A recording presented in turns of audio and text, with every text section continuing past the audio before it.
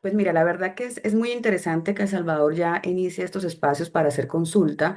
Yo creo que la data es muy importante para que podamos entender la magnitud del cambio que está viviendo nuestra sociedad y el cambio que necesita América Latina frente a esta situación o este espacio que estamos desarrollando.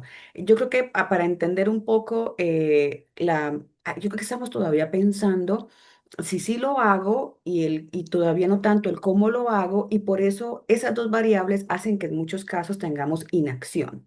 Porque, digamos que sustento un poco, más bien seguir lo que he venido haciendo pues, por los últimos años, porque todavía no entiendo muy bien, quizás el hecho de que no tenga tanta claridad del uso me hace pensar que puedo estar así un poco más. Me parece muy interesante ese estudio que acaba de salir, que deja ver lo que yo pienso que ya todos sabemos. Yo creo que inclusive sería más agresiva con los resultados, porque la verdad que yo creo que muy pocas personas ya no usan inteligencia artificial. Y hablemos un poco de la forma más común, que creo que es lo que plantea el artículo, y habla del uso de asistentes inteligentes, que son ya súper masivos y que la forma en que responden a las personas que los usan es lo que realmente tiene un impacto muy importante. Cualquiera que haya usado un asistente no va a dejar de usarlo en adelante. Entonces, frente a esta realidad, ¿qué significa? Tuve la oportunidad recientemente de tener un artículo en la prensa gráfica donde planteaba precisamente esta situación. El informe del Centro Nacional de Inteligencia Artificial de Chile, que salió hace unas semanas, planteaba que definitivamente ya hay países en Latinoamérica que están liderando este movimiento y planteaba países emergentes. El Salvador tiene una particularidad porque al final cuando hay cambios tan profundos también va a depender de los ecosistemas. No es solamente si yo quiero en educación tener un avance, sino cómo responde el ecosistema a esa oportunidad. ¿Realmente el ecosistema me está facilitando que lo haga? Porque eso es lo que también va a permitir que pasen o no las cosas. Recientemente El Salvador lanzó el Laboratorio Nacional de Inteligencia Artificial y tiene además una estrategia que ha venido trabajando a través de ANIA. Entonces, yo creo que hay una propuesta país que está facilitando estos procesos, apoyada, como siempre lo ha hecho, de las grandes casas de tecnología. Es decir, es un momento muy importante para la educación superior de El Salvador de empezar a sumergirse en entender, estudiar e impactar su propia operación a través de la inteligencia artificial.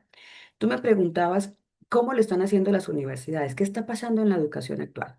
Mira, muchas universidades empiezan a plantear programas nuevos, ¿no? Un poco, ¿cómo abordo esta llegada de inteligencia artificial a mi institución? ¿Cómo me planto como institución ante este nuevo mundo? ¿Qué significa para mí en lo que yo hago?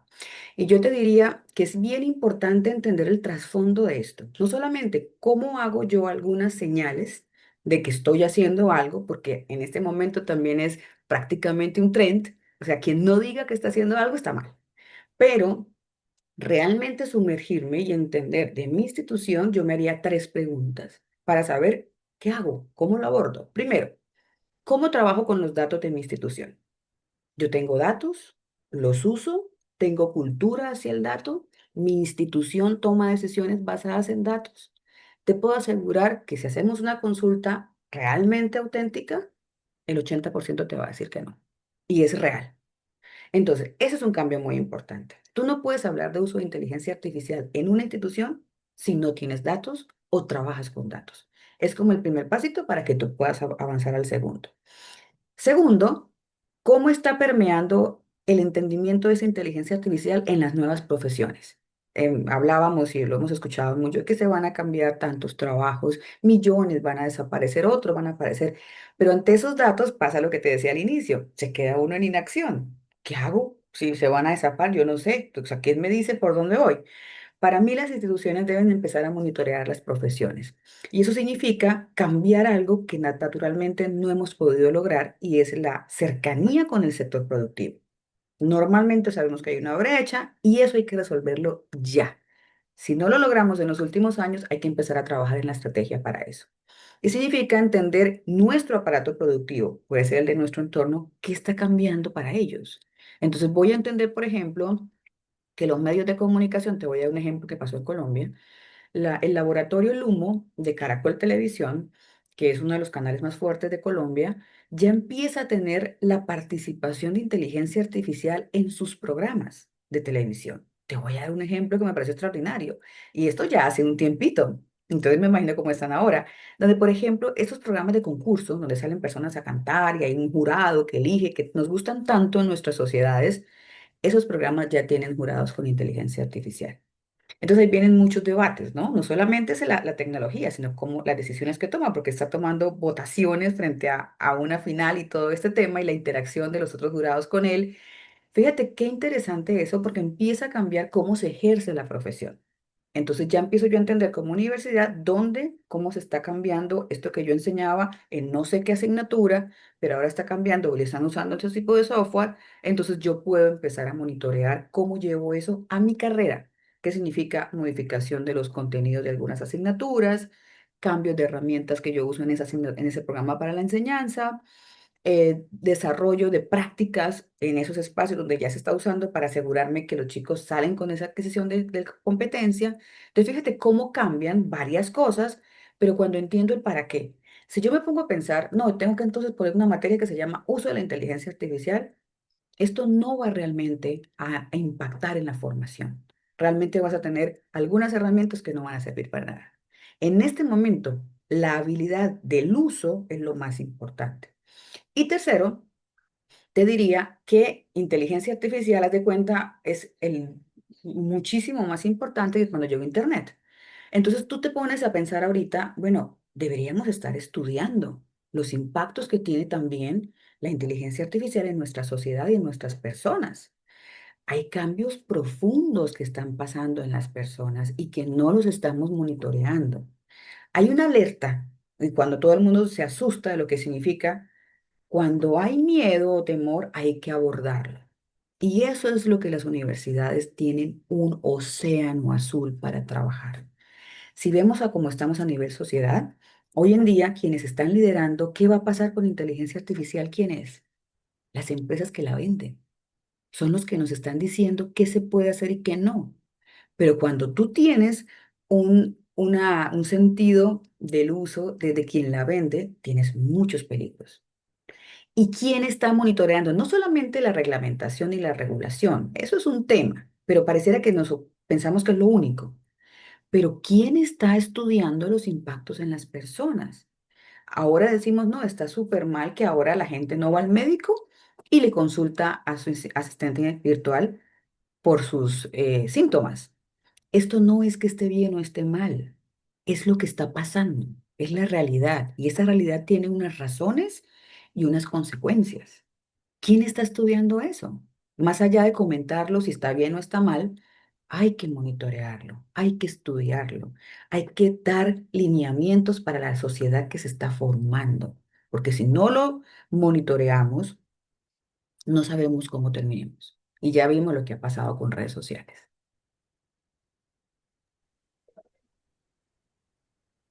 Perfecto, muchísimas gracias, doctora. En este caso, tal vez si pudiéramos hablar un poco acerca de las oportunidades, si bien es cierto, la inteligencia artificial pues tiene muchas ventajas y por supuesto desventajas, pero si vamos a hablar un poco acerca de las oportunidades que ofrece para mejorar la calidad educativa y la personalización del aprendizaje en El Salvador, ¿qué podría expresarnos con respecto a eso en cuanto a las oportunidades? Mira, es una excelente pregunta y te voy a dar puntualmente en El Salvador de quien ya tengo experiencia en proyectos que estamos realizando. Lo que hemos encontrado es que tienes la posibilidad de realmente atender a un estudiante como uno único. Hemos hablado en todas las discusiones académicas y de todo tipo que los estudiantes no todos tienen el mismo nivel, que entonces terminas tú dictando una clase de acuerdo al que está más rezagado, que afectas a los otros. Luego dices que no hay nivelación cuando vienen de primaria o de bachillerato y la universidad. Hay mucha queja respecto de esto. Hoy día, la inteligencia artificial le permite al docente ocupar su tiempo en entender a cada ser humano. A medida que la tecnología avanza, es donde entendemos cuán importante es la humanidad, el ser humano. ¿Qué agrego yo valor que no me da la inteligencia artificial? Y lo que pasaba antes es que nuestros profesores tenían un tiempo reducido para hacer su labor, que se iba en preparar clases, preparar evaluaciones, realizar evaluaciones, calificar, entregar notas, y ahí se acababa su tiempo y terminaban súper agotados. Por eso los tratábamos a todos los chicos de forma masiva. Hoy en día, bien pensada la inteligencia artificial, quita todas esas tareas del docente, porque el docente se vuelve una persona que tiene el conocimiento de lo que ellos deben aprender, pero que usa todas las diferentes herramientas que te acabo de mencionar para generar sus contenidos, sus presentaciones, las evaluaciones que realmente le permitan entender si la competencia que él necesita que se adquiera. Entonces pasamos de un docente productor de contenidos a un docente que asegura el aprendizaje. No importa cuán grande sea su grupo o no importa cuán diferentes sean sus estudiantes. Fíjate la maravilla de lo que esto significa. Entonces, poder yo asegurarme con esas evaluaciones, después recoger los resultados, revisarlos con inteligencia artificial, compartir con un montón de datos que ya existen y de estudios y demás, lo que estoy encontrando y moverme hacia poder generar casi que tutorías personalizadas con cada estudiante para hacer validaciones de que adquiera la competencia que yo necesito que pase. Esto es lo que le permite a la educación ser un transformador como nunca. Porque antes nos quejábamos de que la docencia no estaba actualizada, que los profesores no aprenden, que no estudian, que se la pasan dentro de la universidad y por eso pierden el contacto con lo que está pasando, pero ahora tienen toda la información necesaria que existe y la más actualizada a su mano. Solamente ellos necesitan diferir qué es lo que yo tengo que asegurarme que él aprenda. No es cuántos contenidos existen, sino cuál es la competencia que necesito que se lleve. Mínimo. Más, nice to have, pero puedo asegurar un mínimo. Entonces, fíjate que podríamos empezar a ayudar a las personas, a cada una de forma independiente, para poder entenderlo. Y si quiero conectar lo que te quería al principio con esto, estamos hablando de datos. El profesor va a tener mucha información del estudiante que le permite cambiar y monitorear lo que quiere hacer. Entonces, con las universidades en El Salvador estamos trabajando proyectos muy lindos. Desde Seneca Lab hemos empezado toda esta teoría que te estoy contando y que estamos monitoreando de todo lo que está pasando en los diferentes espacios. Tenemos oportunidad de traer todo esto a las universidades y nosotros mismos monitoreando qué hacer en este desempeño de las universidades. Estamos apoyando instituciones puntualmente. En El Salvador tenemos dos proyectos súper lindos, uno de ellos con la Universidad de Oriente, con UNIVO, donde estamos transformando toda la dinámica que ellos han tenido hasta ahora del punto de la enseñanza con sus estudiantes presenciales, semipresenciales, virtuales y de educación continuada para entender una forma como venían haciendo hasta ahora las cosas y una segunda forma donde podemos trabajar con los datos de los estudiantes, tener al estudiante, por ejemplo, cosas tan sencillas, pero fíjate lo profundo del cambio. Tan sencillas como que el estudiante, si está en pregrado, es un estudiante y si llega a posgrado, es otro estudiante porque le cambias el código con proyectos donde sigue siendo la misma persona que pasa por la universidad y yo voy monitoreando qué le interesa, dónde va, qué le gusta y a partir de esa información entiendo al estudiante como una persona en un proceso formativo. Fíjate el poder de la información que le da la institución, poder monitorearlo y saber dónde requiere, qué de pronto formación continuada le puede interesar y cómo lo ayudo a que sea exitoso en su empleabilidad. Entonces, estos proyectos son como tú aterrizas con tecnología, por supuesto, que realmente haga sentido el proceso formativo a la institución y al sistema, porque tenemos mucho cuidado en tener a la acreditación del Salvador, en tener muy claro la parte regulatoria del Salvador y el modelo educativo de la institución, porque ese es su ADN. Y no todas las universidades, porque tengan la misma plataforma, lo hacen igual. Es ahí donde encontramos la diferenciación. No en sumarnos, porque también tengo que mencionar que AUPRIDES, que es la Asociación de Universidades Privadas de El Salvador, está teniendo una visión muy interesante y a largo plazo y estamos trabajando con ellos proyectos donde logramos que todas esas plataformas, que obviamente tienen un costo importante, que es la realidad también de la tecnología y los modelos de las universidades a nivel de negocio están cambiando profundamente, donde hay infraestructuras físicas que hay que mantener, pero ahora hay que invertir en tecnología y la cantidad de estudiantes sigue disminuyendo. están trabajando en generar economías a escala para sus miembros. Es decir, lo importante aquí es contar con la herramienta. Sumémonos, sumemos esfuerzos y tengamos la herramienta y nosotros les ayudamos además, que obviamente trabajamos en esto con Auprides, ya en la implementación según su ADN y donde el resultado del trabajo con sus estudiantes sea el que los haga diferenciarse en el mercado.